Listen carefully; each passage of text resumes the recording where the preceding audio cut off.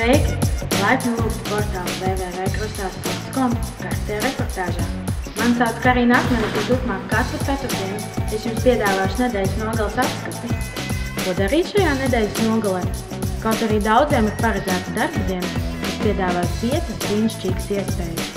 Laivu un moču sezonas atklāšana, ievērītas cienīgas džēza koncerts, kas vēl?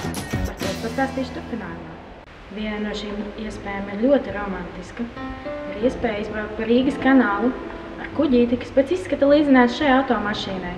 Tiekamies Andrajostā, un kas zina, varbūt mēs ar tevi brauksim vienā kuģītī.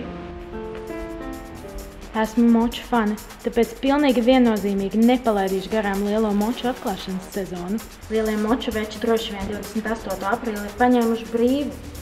Man, diemžēl, ir paredzētas darba diena.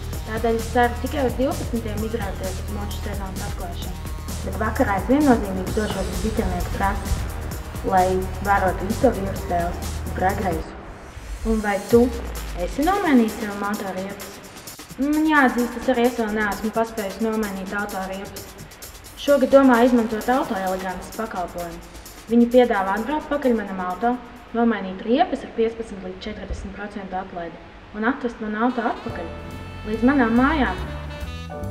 Ziniet, manai sievišķīgajai pusē kārojas kāda klasiska brīvdienu odziņa, tāpēc es ļoti labprāt baudītu Līzas Rētas koncertu Kongresa namā 28. aprīlī. Tev vēl nav draudzenes? Kur uzaicināt? Uzaicini savu māmu un apsveic viņu šādā veidā mātes dienā. Es domāju, viņa būs ļoti priecīga. Vai tu jau zini, ko tu darīsi garajās māja brīvdienās?